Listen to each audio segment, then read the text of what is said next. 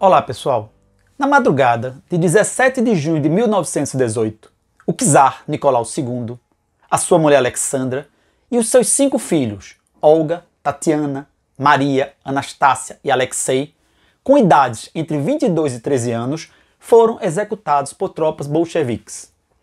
O culpado por esse massacre foi um camponês chamado de maneira pejorativa de Rasputin, que significa em russo depravado. Nesse vídeo, vamos entender como uma pessoa de origem humilde e vinda da longínqua Sibéria conseguiu influenciar de maneira tão forte a família imperial russa e como a cegueira diante de falsos curandeiros pode ser trágica a ponto de levar, ao fim, o império secular. Vamos lá. Entre 1906 e 1916, Grigori Efimovich Novar, conhecido como Rasputin, exerceu enorme poder na Rússia e foi responsável por decisões que iriam impactar no futuro do país e no destino do czar e da sua família. Foi descrito por muitos como uma espécie de santo, com capacidade de falar com Deus e de curar doenças. Para outros, entretanto, era um charlatão, devasso quanto mais, participante de orgias. Num ponto, entretanto, todos concordam: o século XX não seria o mesmo se Rasputin não tivesse existido.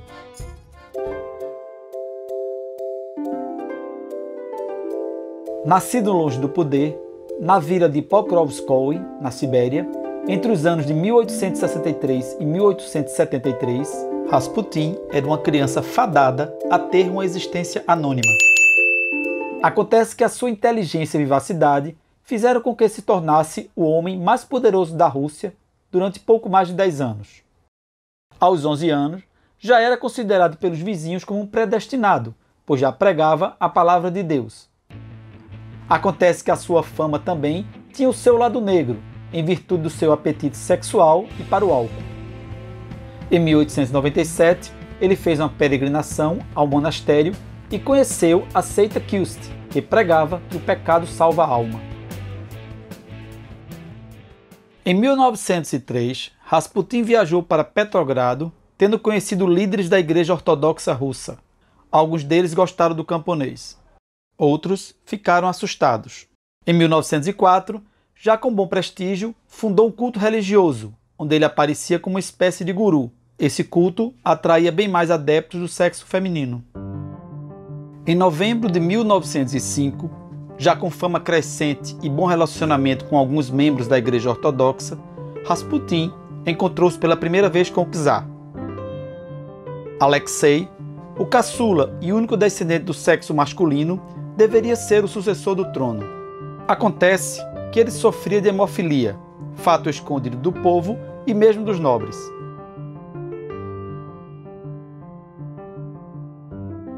Nenhum médico da corte conseguia curar o garoto, que estava fadado a ter uma vida muito breve.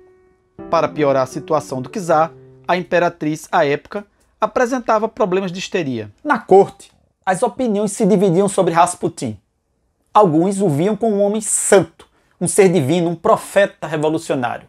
Mas outros o tinham como um verdadeiro charlatão.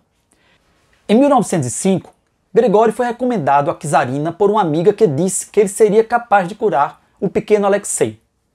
Foi convocado no dia 12 de outubro de 1906 para uma ida ao Palácio Real durante uma crise hemorrágica do garoto. Após Rasputin rezar e fazer umas espécies de passes, o menino adormeceu e acordou milagrosamente no outro dia, livre do sangramento. Estava traçado o caminho de Rasputin na família imperial.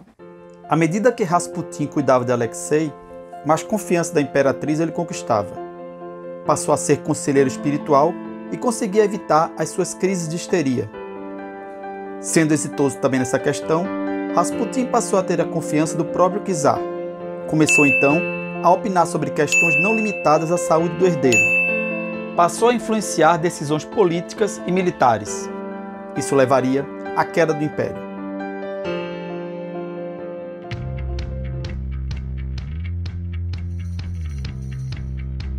Em 1914, começa a Primeira Guerra Mundial. Rasputin foi contra a entrada da Rússia no conflito, mas vendo que o czar estava decidido, mudou de opinião para não desagradar o chefe.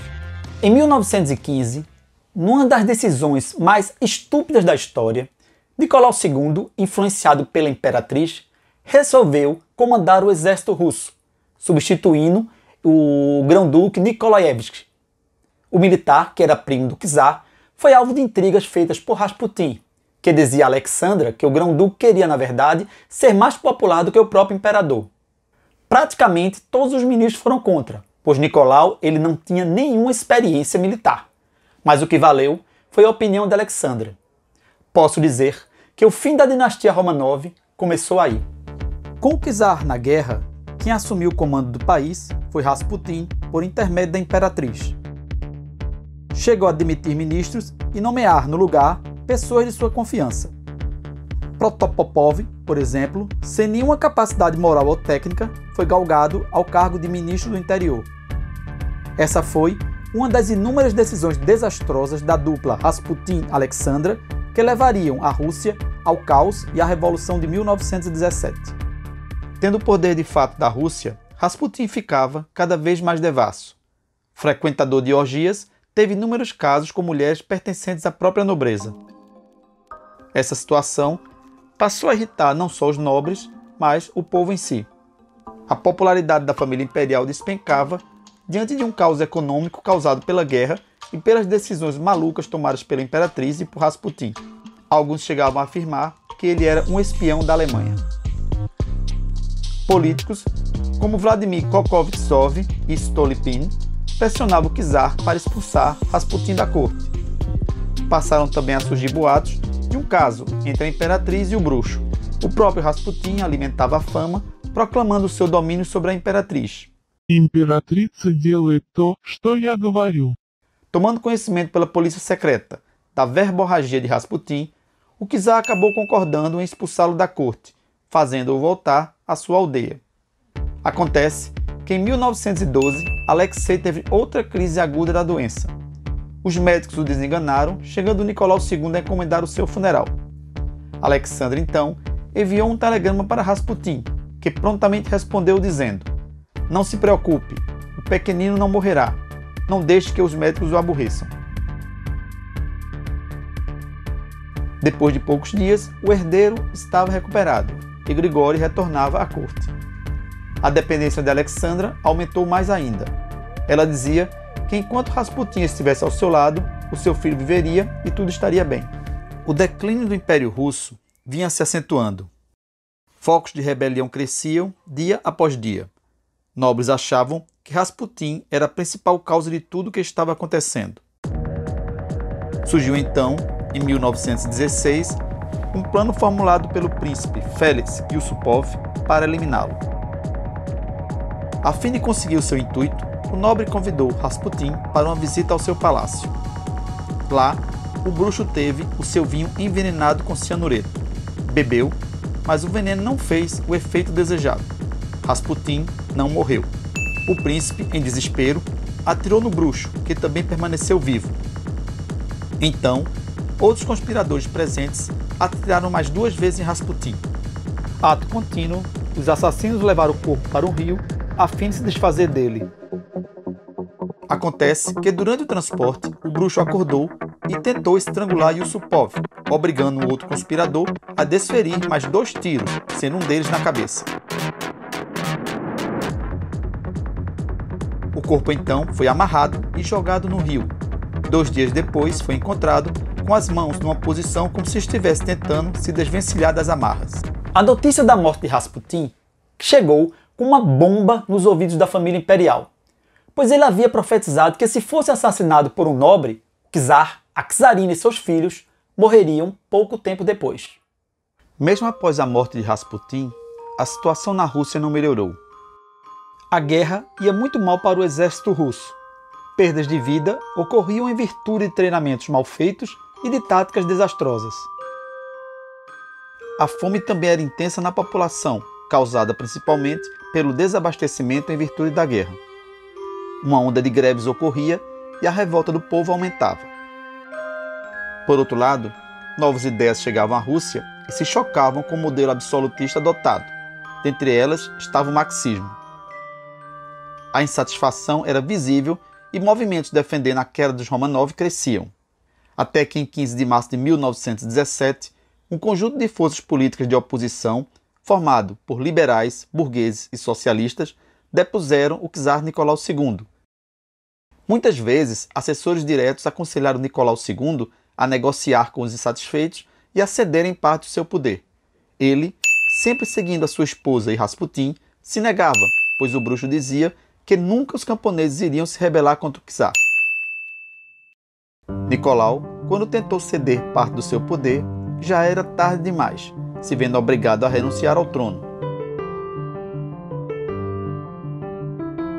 Ele também renunciou em nome do seu filho. Após a derrubada do czar, instalou-se o governo provisório, que tinha Alexander Kerensky como ministro mais forte. Tratava-se de um governo liberal e Kerensky entendia que os Romanov deveriam ser poupados. Também defendia que a Rússia deveria continuar lutando na Primeira Guerra. O caos, entretanto, continuava na Rússia.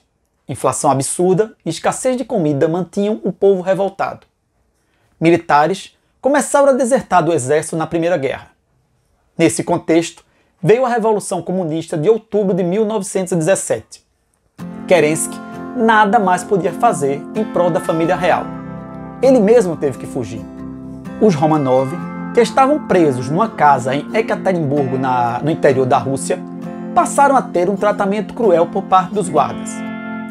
Qualquer um que de certa forma tivesse alguma simpatia pelos sete deveria ser afastado, mantendo-se junto à família apenas os militares que nutriam o mais puro ódio pela realeza.